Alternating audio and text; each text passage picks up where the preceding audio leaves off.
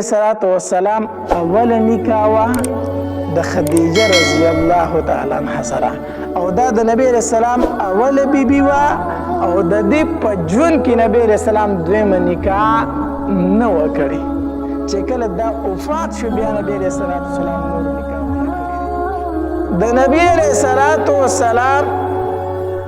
اوله بیبي دا خدیجه رضی الله تعالی عنها ده دا په عربو کې د ټولو نه مالدار او پاکبازه ښځه وه د پلار نوم د دې خویلد و او د مور نوم فاطمه وه د نبی علیه السلام نه مخکې د دې دوه نکاحونه شوي اوله نکاح د ابو هاله سره شوې وه او د دې نه دوه زامن هم وو د یو نوم هاله او د دویم نوم هند او دا دواړه صحابه کرام دي په نبی علیه السلام باندې دواړو ایمان هم راوړی دی خو دا ابو هاله بیا په مکه کې څه جنګ وشو دی په هغې کې مړ شو نو خدیجه رضی الله تعالی عنها کونډه شوله د هغې نه وروستو بیا دویمه نکاح د عتیق سره وکړه د هغه نه یوه لور وه چې د هغې نوم هندو عتیق هم بیا وفات شو دا دوباره بیا کونډه شوله نو دوه زامن او یوه لور ورته پاتې شو خو د دې سره ډېر زیات مال و او ډېره زیاته یو پاکه زنانه وه دومره مالداره وه چې کله به د تجارت سامان د مکې نه وړلی کېده بار ملکونو ته بار ځایونو ته نو څومره مال چې به د تمام مکې والو دومره به یوازې د خدیجه رضی الله تعالی عنها دومره دا مالداره وه مثال په طور چې 1 کروڑ روپو مال به د مکې والو نو د 1 کروڑ روپو مال به د دې ځان له وجوده و د ټولې مکې والو هم مال یوازې د دې سره دومره مالداره زنانه وه نو چې کله دا کونډه شو په دې پسې ډېرې رشتې را روانې وي د مکې لوی لوی سرداران چې په دې پسې پیغام لګو چې خدیجه ما سره نکاح وکړه دارنګې د مکې د لوی لوی سردارانو زامنو پسې هم پیغام د نکاح لګو چې خدیجه مونږ سره نکاح وکړه خو خدیجه رضی الله تعالی عنها به د نکاح نه انکار کو او د نکاح نه انکار ځکه کو وی بچی مې هم شته مال مې هم شته کور مې هم شته زه نکاح څه شي کوم زما نکاح ته ضرورت نشته دی د هرې نکاح به دې رد کو په دغې زمانه کې نبی علیه السلام د صداقت او د امانت ډېره لویه چرچه وه د نبی علیه السلام عمر په دغې وخت کې 25 کاله او په مکه کې داسې کور نو چې هغې ته د نبی علیه السلام د صداقت او د امانت خبره نه ورسېدلې په مکه کې یو هلک دی د عبدالله زوی دی یتیم دی خو ډېر امانت والا انسان دی ډېر صداقت والا انسان دی چرته دروغ نه وایي چرته په امانت کې خیانت نه کوي د نبی علیه السلام دا چرچه په ټوله مکه کې خوره شوله نو په دغې ورځ کې شام ته قافله تله د تجارت دپاره چې تجارت دپاره قافله تله نو دې خدیجه رضی الله تعالی عنها په نبی علیه السلام پسې سوال جواب وکړو یاره کو دا ځل زما د تجارت سامان ته اوسې نو زه چې نور چاله څومره مزدوري ورکوم د هغې ډبل به تاله درکړم ځکه دې ته هم پته ولګېده چې ډېر رښتینی سړی دی ډېر امانتدار سړی دی نو هر سړی دا غواړي چې زه خپل کاروبار داسې سړي ته حواله کړم چې رښتینی هم وي او امانتدار هم وي نو خدیجه رضی الله تعالی پسې سوال جواب وکړو وی زما د تجارت سامان کو ته اوسې زه چې بل سړي ته څومره مزدوري ورکوم د هغې ډبل به تاله درکړم نبي علیه الصلاة والسلام وفرمایل زه به د خپل تره سره مشوره وکړم ابو طالب ته وویل ابو طالب هم په دغه وخت کې ډېره زیاته غریبي وه نبي علیه الصلاة والسلام ته وفرمایل وی دا خو ډېره ښه موکه ده دا خو ډېره ښه موکه ده د خدیجه په شانتې زنانه خو په مکه کې نشته ده خو ډېره ښه زنانه ده خیر دی د هغې سامان ته تجارت له اوسه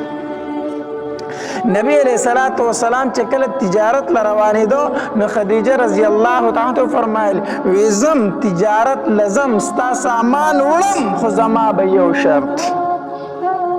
څه شرط دی شرط می دا دی چې ما سره به خپل غلام مرګري کوي ما سره به یو غلام څه کوي مرګري کوي دا دې د پاره چې خلک را باندې څه تهمت محمد ونه لګي چې ستا غلام را سره موجود وي چې هر څه په خپلو سترګو باندې ویني نو زما سره به خپل غلام لګي خدیجه رضی الله تعالی عنها فرمایل دا شرط ماته منظور دی او د هغې یو غلام د هغه نوم میسره و میسره یې ورسره ملګری کو خو چې کله میسره ته که نه نو خدیجه رضی الله تعالی عنها وفرمایل وی په ده باندې به نظر ساتي ته ده به د هر ټایم حال احوال ما ته بیانوي ځکه چې مکه کې لویه چرچه وه د ده که نه د ده د شرافت او د صداقت ډېره مشهورتیا وه نو خدیجه رضی الله تعالی عنها وفرمایل وی د ده به یو حالت چې راشي ما ته به بیانوي نظر به پې ساتي وی ټیک ده نبی علیه الصلاة والسلام د خدیجه رضی الله تعالی عنها تجارت واغسته او روان شو چې کله بصرې ته ورسېدل هلته کې یو ونه وه د هغې په سوري باندې دوی کېناستل چې کېناستل هلته یو عبادت خانه وه د عیسایانو د هغې هغه راهب راووتو چې راووتو نو هلته کې کم خلک چې د هغې ځای اوسېدونکي هغې حیرانه شو وی دا راهب تر ننه پورې بار ته چېرته د دې عبادت خانې نه به چا پسې نه دی راوتی څوک سره ملاقات کول غواړي دننه دې ځي خو دې چاله روځي نه دا اول ځل دی چې دی د قافلې دپاره ووت چې دا څنګه چل دی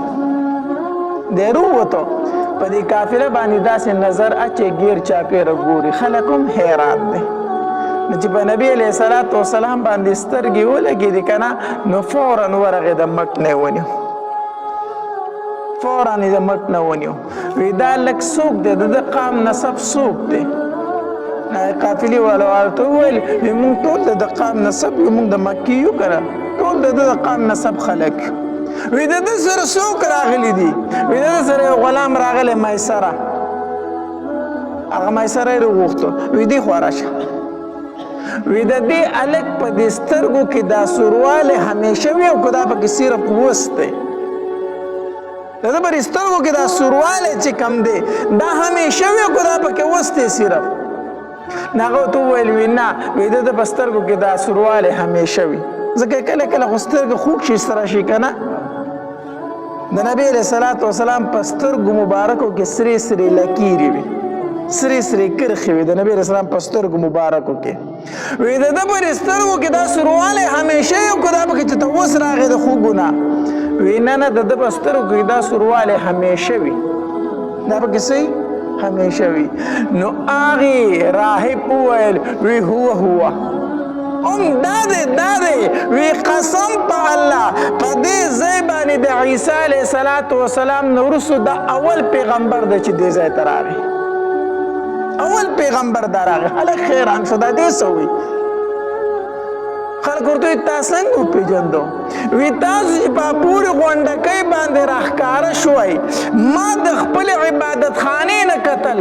داسې ګټه داسې ونه نه وه چې دته یې سجده نه یې کړې ما د خپلې عبادت خانې نه کتل تاسو په دغې غونډکۍ چې روانو ستاسو طرف ته به ونو سجدې کولې نو ما وایي چې په دې قافله کې څه چل شته دی بیا یې داسې ناستو خلکو ته وی اله وګورئ وی نور کم طرف ته دی او سوری کم طرف ته دی نبی علیہ الصلوۃ والسلام داسې بار ته ورغې نو چې راغې نو زر زر ته خلکو هغه ځای د سوري لاندې کو چې سوري لاندې کو دی چې راغې دا راهب لا ولاړ و نو دی په غرمو نبی علیہ السلام کېناست چې په غرمو کېناستو نو د ونې چې کم سوری و هغه په تاویدو شو نو خلک یې پرېښود او په نبی علیہ السلام یې سوری کو وی وګورئ د ونې سوري ته که کم طرف ته روان دی دا کم طرف ته روان دی میسره دا خبره دغلته څه کړله نوټ کړه ده بیا لږ مخکې لاړو هلته کې د نبي علیه الصلاة وسلام په دې کاروبار کې د یو تن سره لږه جګړه شو په کاروبار کې داسې راځي دا شی داسې راکړه خو دې خبرې لږ واوړېدې چې واوړېدې هغه سړی ورته وایي ته په لات او په منات او په عزا باندې قسم وکړه چې دا خبره داسې ده نبی علیہ الصلوۃ والسلام ورته وفرمایل زه نه په لات قسم کوم نه په منات قسم کوم نه په عزا قسم کوم زه صرف په یو رب قسم کوم چې دا اول سړی حیران شو وی څه ته په لات او منات قسم نه کوي وی نه وی دا خو ته هغه خبره کوي چې کومه خبره به عیسی علیه السلام کوله دا خو ته هغه خبره کوي به هر حال د تجارت چې کوم سفر و هغه وشو نبی علیہ الصلوۃ والسلام په دې تجارت کې دومره ګټه وکړه چې مخکې به څومره کېده د هغې دوچندې وکړه نو چې قافله راتله مکې مکرمې طرف ته چې مکې ته راتله نو دا میسره غلام لږ مخکې د دوی نه په تلوارۍ کې راغی ځکه یو تن به مخکې مکې ته په منډه راته چې ستاسو د تجارت سامان چې دی قافله چې ده را روانه ده را نږدې شوې ده نو خلک به ورله مخې ته راووت په انتظار به ورته و نو دا میسره مخکې مکې ته راغی نو خدیجه رضی الله تعالی ته وفرمایل وی ستا قافله را روانه ده او ډېر زیات تجارت مو کړی او ډېره غټه ګټه مو را روانه کړې ده نو خدیجه ورته وویل وی ګټه خو یو طرف ته که ملک چې در سره تللی و هغه محمد صلی الله علیه وسلم د هغه څه حالت و تا ته خو ما ویلي په هغه به نظر ساتې نو هغه ورته د راهبه قسم وکړه او هغه ټولې خبرې ورته وکړې چې داسې حالات و نو خدیجه رضی الله تعالی عنها کوټې ته وختله په کوټه باندې ولاړه ده د تجارت دا قافله سیکي نو په کوټه باندې ولاړ ده نو دا قافله چې څنګه راښکاره شو که نه نو سر غرمه دي او د عربو ګرمي او د مکې ګرمي او تاسو به لیدلي سر غرمه دي نو خدیجه رضی الله عنها په کوټه باندې ولاړه ده نو چې قافلې ته وکتل په ټوله قافله باندې سر غرمه دي او په نبي علیه الصلوۃ والسلام باندې وریځې سوری کړی دی وریځې پې سوری کړی نو هغې خپلو ملګرو ته چغې کړې هله بره راوخیږئ خپلې ملګرې راغونډې کړې وی هله دې هلک ته وګوره دې محمد ته صلی الله علیه وسلم نو ټول جینکۍ حیرانه شوې چې په ټوله قافله باندې غرمه دی او په ده باندې څه شی دی سوری دی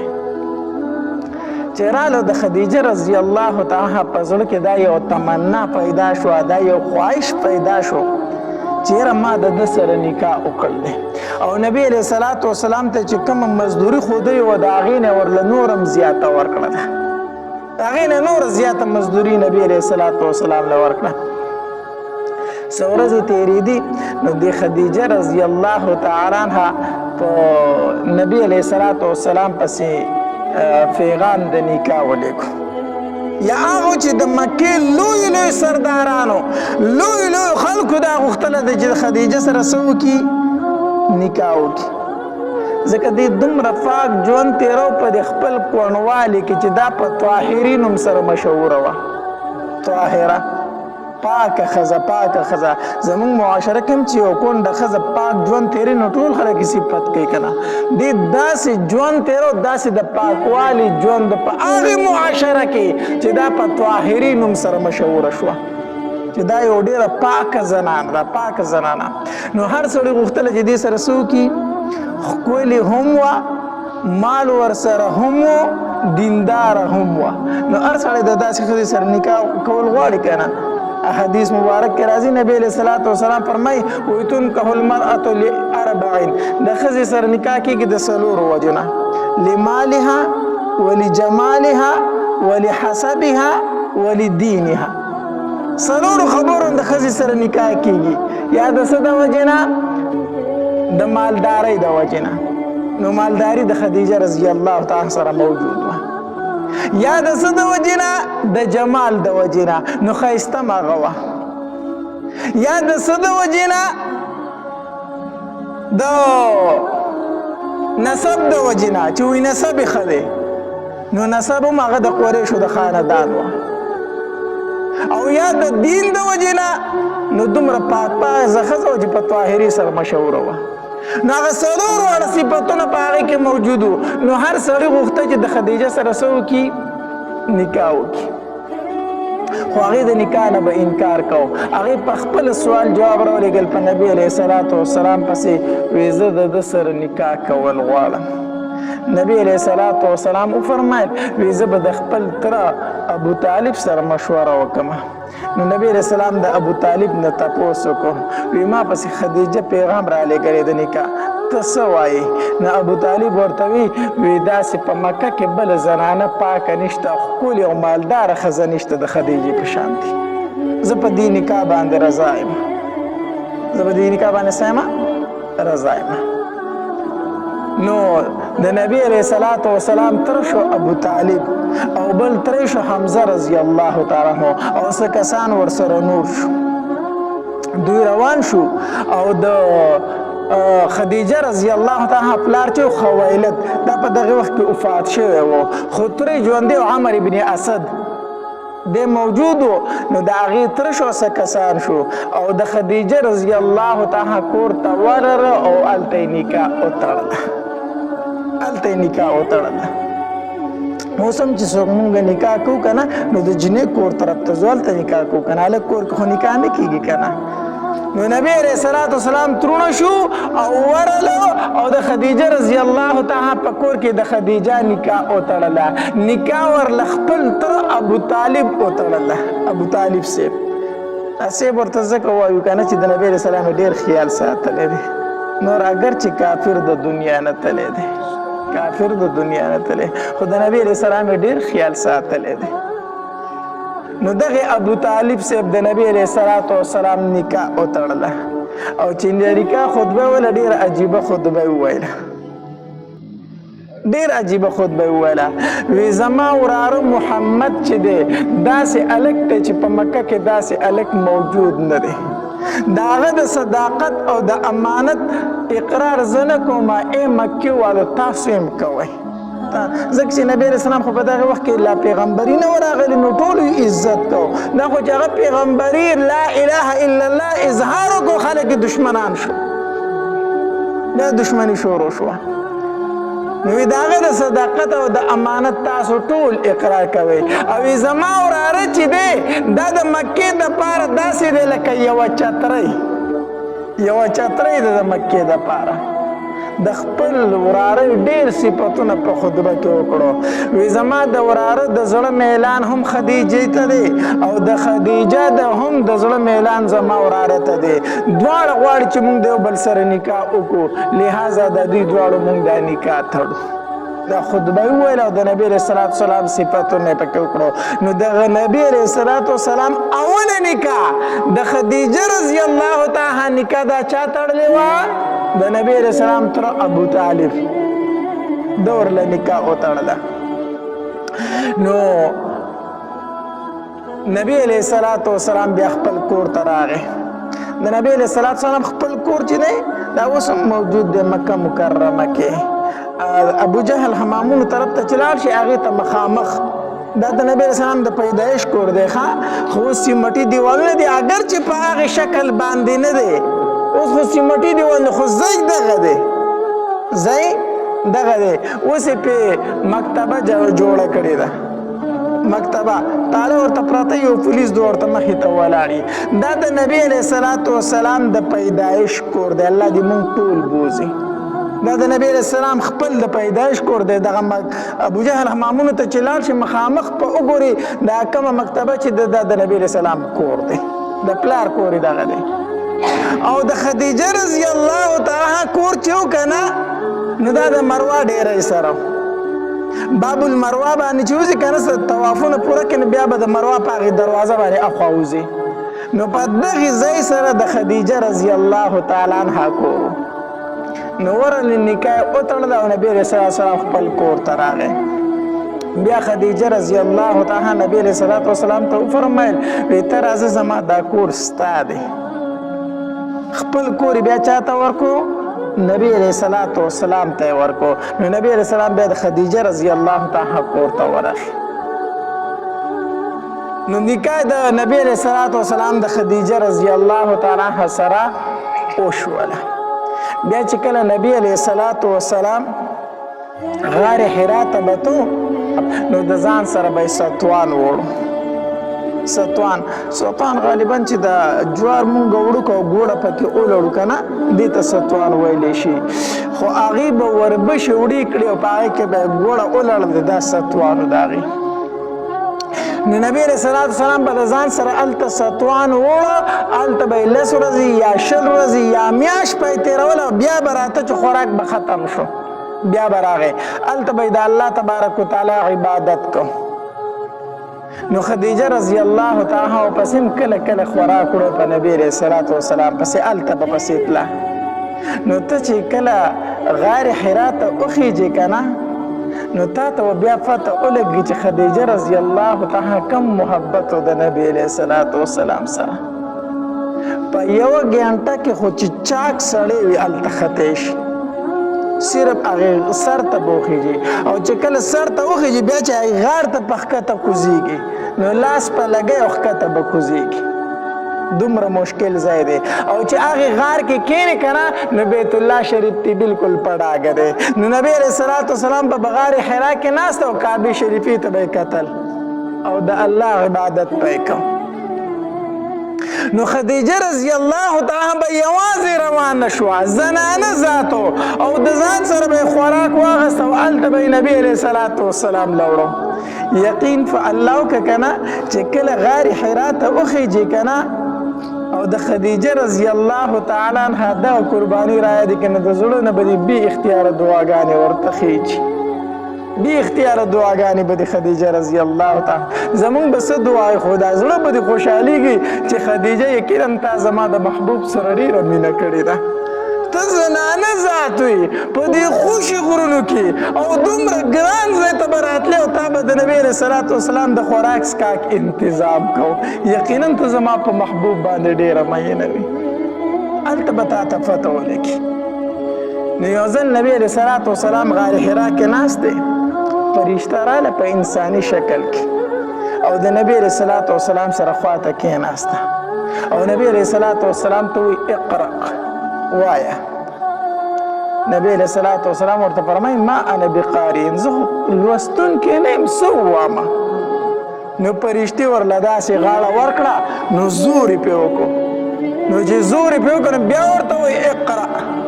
نبی علیه صلات وسلام ورته بیا فرمایي وایي زه خو لوستونکی نه یم نو بیا یې ورله څه ورکړو زور ورکړو نو په دریم ځل ورته بیا وایي اقرأ نو نبی علیه السلام فرمایي ما انا بقارئ نو په دریم ځل ورې بیا څه ورکړو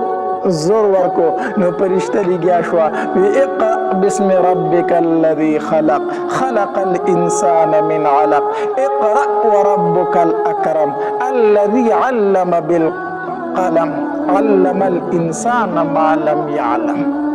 دا آیاتونه څه شو نازل شو نبی علیه صلات وسلام د هغې ځای نه راپاڅېدو او یریدلی دی خو ډېر زیات یریدلی دی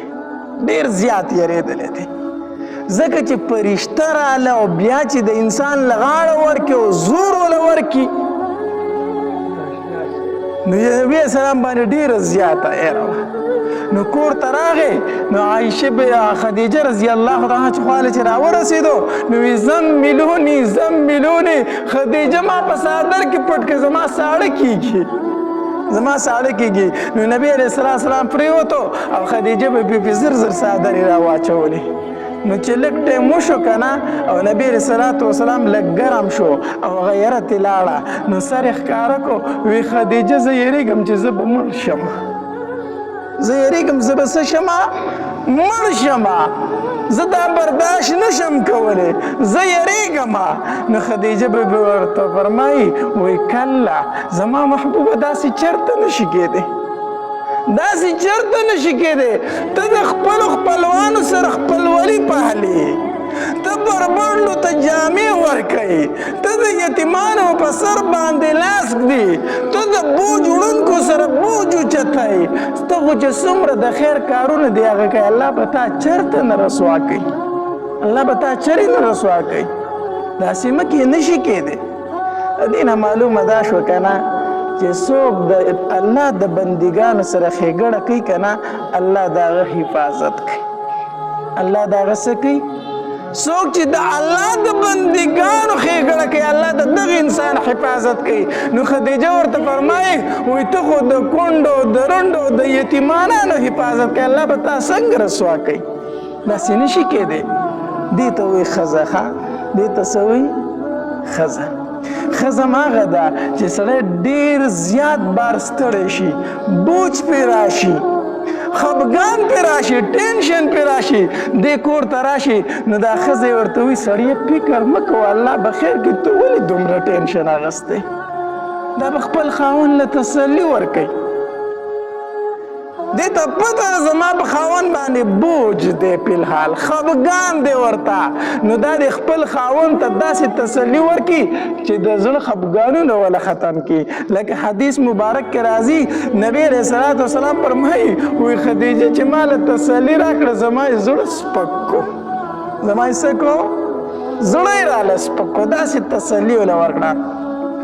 بیا ورته وایي خدیجه بیبي وایي زما د تره زوی دی ورقه ابن نوفل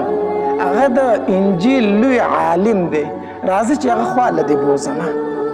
نو نبي علیه صلات وسلام یې بوځ د ورقه ابن نوفل خواله هغه لوی عالم و نو هغه ته وایي ای د تره زویه ته د وراره دا خبرې واوره چې دې څه وایي نو نبی علیه صلات وسلام ورته د غار حرا هغه ټوله قصه یې وکړه نو چې ټوله قصه یې ورته وکړه نو ورقه ابن نوفل ورته ووي قسم په الله د اخرې زمانې هغه پیغمبر هم ته اخرې زمانې هغه پیغمبر هم ته خو کاش چې زه ژوندی وې چې ته مکې والو د کلي نه ایستی چې ما ستا امداد کړی وې چې ما ستا څه کړی وې امداد کړی وی نو نبی علیه السلام حیران شو وی ما به مکې والا وباسي ولې به ما وباسي زه خو د چا سره بد نه کوم زه خو دلته د هر چا سره ښېګړه کوم نو ما به مکې والا وباسي او زما خو لوی خاندان دی نو ما به خلک څنګه وباسي ورقه ابن نوفل ورته وفرمیل وی او دا ته چې به کومه خبره کوي دا چې چا کړې دا خلکو د کلي نه ایستلی دی خلک د کلي نه څه کړی دی ایستلی دی خو بیا چې کله نبی علیه صلات وسلام باندې پیغمبري راله که نه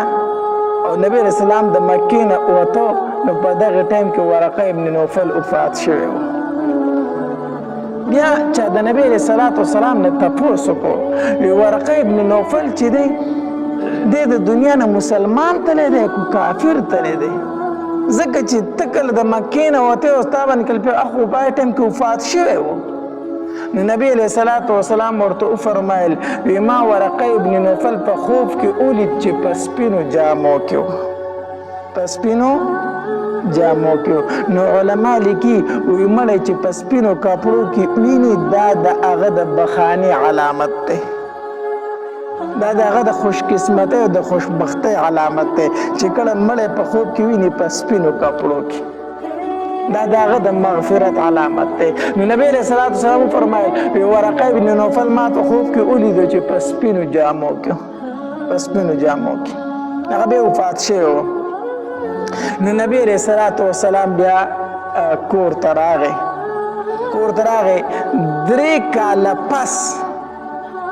3 کاله پس نبی علیه صلات وسلام بیا غار حرا ته لاړ نو چې د غار حرا نه واپس راته نو اخکه فرشته بیا ده وی د اسمان په کنارو باندې او د اسمان دا کنارې ډکې کړي دي بیا هغه فرشته ولیدله بیا هغه فرشته نو چې کور ته بیا راغی بیا پې تبه راغلې ده نو خدیجه بیبي ته فرمایي وایي دسروني په ما باندې څادرې راواچو ما پټ که تبه راله الله تبارک وتعالی آیتونه نازل کړو یا ایها المدثر قم فانذر وربك فکبر اے صادر اغوستون کیا صادر به نور نه غوندې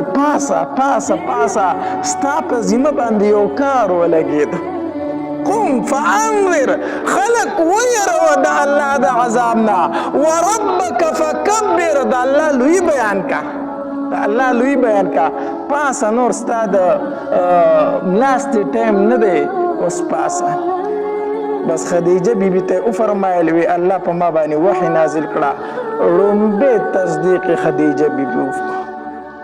د الله پاک پیغمبره ته د الله پیغمبر او ما پتا ایمان راوړ الله نو په زنانو کې د ټولو نه اول ایمان چا راوړی دی خدیجه بیبي په زنانو کې اول ایمان خدیجه بیبي راوړی دی په سړو کې اول ایمان چا راوړی دی ابو بکر رضی الله تعالی او په الکانو کې اول ایمان چا راوړی دی حضرت علی رضی الله تعالی الله نبی علیہ الصلوۃ والسلام او خدیجه بیبي ازل ولاړ دي بس د هغه زمانه چې کوم عبادت هغه به کو 2 رکعاته نفل منځ به کو نو نبی علیہ الصلوۃ والسلام ولاړ د خدیجه په شاته ولاړه د منځ کې نو علی رضی الله تعالی ولیدل نو تاسو ته وکړو وی د تر زوی داسې دي داسې کوي نو نبی علیہ الصلوۃ والسلام ورته فرمایل وی الله ز پیغمبر جوړ کړم په ما باندې ایمان راوړ علی نو علی رضی الله تعالی فرمایل وی زه به د پلار سره مشوره وکم د ابو طالب سره هغه سره وسو کوم مشوره وکم نو نبی علیہ الصلوۃ والسلام ورته فرمایل علی په ما باندې به خلک نه خبرای کو ایمان راوړي راوړه کو نه راوړي خو هغه ته سوایا ما علی هو چې راغی څنګه چې سار شو په خپل راغی وی د الله پاک پیغمبر ما پتا باندې ایمان راوړی دی الله نو بیا په علی رضی الله تعالی سره وړو ایمان راوړو بیا د نبی علیہ الصلوۃ والسلام په زوجیت کې په نکاح کې خدیجه رضی الله تعالی عنها 25 کاله پاتې شوه 25 کاله او 25 کاله پس بیا نبی علیہ الصلوۃ والسلام نه جدا شول وفات شو خدیجه رضی الله تعالی عنها وفات شو او انت په جنت المعلا کې دفن ده په مکه مکرمه کې الته هغه بچیم دی او هغه ورسره دفن ده نو الته بیا دفن شو او په کم کال چې دا وفات شو نو نبی علیہ الصلوۃ والسلام پس دومره خفاو کنه چې هغه کال ته عام الحزن وي نبی علیہ السلام په فرمایي دا زما د غمونو کال دی عام الحزن معنی هغه بیم جدا شو چې مال به تسلی راکوله د غمونو کال د نبی علیہ الصلوۃ والسلام سره ډیره مینه کړې دا او د دې فضائل یو ځل دی نبی علیہ الصلوۃ والسلام په غار حرا کې وو او دی نبی علیہ الصلوۃ والسلام له خوراک راغسته او غار حرا ته ختله جبرئیل امین راغی او نبی علیہ الصلوۃ والسلام ته فرمایل اذا الله پاک پیغمبر خدیجه را روانه ده او تعالی د خوراک لوخي راغسته دي خوراک راغسته خدای الله پاک پیغمبر چې کله ستا خواله راشي کنه نو زما سلام په مو وایا او الله تبارک وتعالى فرمایي چې زما سلام په مو وایا الله فرمایي چې په خدیجه زما سلام وایا او جبرئیل امین وی زما سلام په مو وایا نو چې خدیجه رضی الله تعالی نو نبی علیہ الصلوۃ والسلام ورته په مسکا شوې خدیجه په تا باندې الله او جبرئیل علیہ الصلوۃ والسلام سلام وای الله نبی علیہ الصلوۃ والسلام سره ډیره زیاته مینه و عائشه رضی الله تعالی فرمایي وی نبی علیہ الصلوۃ والسلام په اکثر مجالسو کې د خدیجه ذکر کا د خدیجه ذکر کو نو ماره په غوسه راتله وی هانه کې ما خدیجه لیدلم نو ځکه چې هغه وفات کېدنه زلا پیدا شوم نو ما خو بیا یو مخکې بنه تیره شوې وه که نه ایمانه به غوسه راتله چې ده به دا خدیجه ذکر کو امام ورته وایي چې د الله پاکه پیغمبر چې د هغې بوډۍ نه ما سوا بل څوک نشته دی نبي علیه الصلاة وسلام راته وفرمیل چې عایشه خدیجه خو خدیجه وه که نه یقینا هغه شانتي بل څوک نشته دی عایشه ستا خلکو چې په ما باندې خشاکونه راتاول ستا خلک ما ته دشمنۍ ته ولاړو نو ماله به تسلي خدیجې راکوله ماله به تسلي خدیجه راکوله د دې خور و د هغې حاله نو مخاله د دې خبرې او د خدیجې بیبي خبرې یو شانتې وي نو عایشه بیبي فرمایي وایي دا نبي علیه صلات وسلام په کټ کې داسې ډډهوالې وه ښه بې فکره پروت و نو بار خاله خبرې وکړې نو چې خاله خبرې وکړې نبي علیه السلام فورا راپاسېد په کټ کې نیغ کېناستو وایي ما ته وایي چې عایشه ما ته وایي چې د خاله خبرې نه دي د خاله خبرې نه دي ما ته وایي چې د الله پاکه پیغمبره د خاله خبرې دي نو نبي علیه الصلات وسلام سر داسې ټیټ کړ لږ خفه غونته کېناست وایي خدیجه رضی الله تعالی ورته رایاده شو هغه ورته رایاده شو چې کله به هم په کور کې پخلی وشو که نه پخلی وشو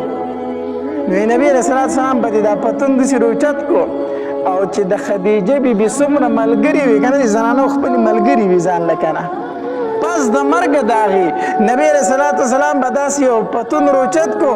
وی به چې د خدیجه ملګرو له دا اوسئ پس د مرګ وي د هغې ملګرو له به یې دا لیږل تحفې به ورله لیږلې دومره ورسره د نبي علیه صلات وسلام مینه وه د دې سره دومره ورسره مینه وه الله یو ځل د نبي علیه صلات وسلام زوم دی ابوالعاص او په ده باندې د نبي علیه صلات وسلام مشرۍ لور زینب رضی الله تعالی واده وه نو دی په غزوه بدر کې گرفتار شو ځکه چې دی کافرو په هغې ټایم کې د کافرو د طرفه جنګېده نو دی گرفتار شو چې کله گرفتار شو نبی علیه صلات وسلام وفرمایل وی هر قیدي د خپله فدیه راوړي موږ به یې آزاد کړو نو قیدیانو مکې مکرمې ته سوال جواب ولېږل وي موږ له پیسې راولېږئ موږ قیدیانو چې موږ آزاد کړي نو هر رشته دار به د خپل رشته دار دپاره پیسې رالېږلې هغه به یې څه کو آزاده نو د نبي علیه صلات وسلام لور چې وه زینب رضی الله تعالی عنها هغې هم د خپل خاوند ابوالعاص دپاره فدیه راولېږله نو فدیه چې رالېږله د غاړې امیلې و هغه یې راولېږو وی دا زما بابا ته ورکړئ وورته چې زما خاوند را آزاد کړي زما خاوند را آزاد کړي نو نبي علیه صلات وسلام له به د یو قیدي فدیه راتله هغه به آزاده و نو د ابوالعاص فدیه راله چې فدیه راله د نبي علیه السلام مخې ته داسې امیل کېښودی شو د الله پاکه پیغمبره دا ستا د زوم د ابوالعاص فدیه ده ستا لور زینب رالیږلې ده وایي چې زما خاوند را آزاد که نبی علیه السلام هغه امیل داسې په لاس کې راواغسته که نه نو داسې په لاسو کې اړه وراړه د سترګو نه یې اوښکې بهېدې ژړل یې ورته ژړل یې ورته دا هغه امیل و چې کله زینب رضی الله تعالی ودېده که نه نو خدیجه رضی الله تعالی د خپلې غاړې نه راکوز کړو دې ته یې واچو دې ته یې واچو نو چې نبي علیه صلات وسلام هغه امیل راواغست داسې په لاسو کې اړه وراړو د سترګو نه یې اوښکې بهېدې ژړل یې ورته نو صحابه کرامو ترې تپوس وکړو د الله پاکه پیغمبره که ته چېرته په دې فدیه باندې خفی په دې باندې خفی نو خیر دی موږ به یې د ابوالعاص نه نالو که هغه به هسې آزاد کړو نبي علیه صلات وسلام وفرمیل نه زه په دې خفه نه یم چې دا د ابوالعاص فدیه ده خو زه په دې باندې خفه یم چې دا هغه امیل دی چې خدیجې زینب ته ورکړی و زما بیبي خدیجه دا زینب ته ورکړی نو ما د هغه ټیم رایاد شو چې کله هغې د خپلې مرۍ نه کوزه وه دې ته اچوم ما ته هغه ټیم رایاد شو وی نه دا په فدیه کې راغلی دی دا به زه منظوروم دا ما په فدیه به بیت المال کې کېښود د مسلمانانو حق دی او ابوالعاص آزاد کوي ابوالعاص څه کوي آزاد کوي بیا هغه مسلمان شو ابوالعاص رضی الله تعالی عنه صحابي ترې نه بیا جوړ شو دا د نبی صلوات و سلام اول نکاح وا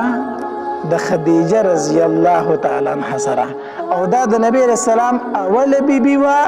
او د دې په ژوند کې نبی سلام دویمه نکاح نه وکړي چې کله دا وفات شو بیا نبی سلام نور نکاح ونه کړی دي. دا ځخرته بیانات اوریدلو لپاره زموږ یوټیوب چینل واجد اسلامیک سټوډیو سبسکرایب کې په دې به تاسو ته ان شاء الله العزیز خسته واقعګانې او بیانات ملاويږي او د غنټې د نشان در سره کلیک کړئ تاسو ته آینده نوې ویډیوګانې مخې ته راځي او د خپل ملګرو سره لازم د ثواب په نیت باندې شریک کړئ او په کمنټ کې ماشاءالله سبحان الله لازم ولیکئ. ډېر مننه. والسلام.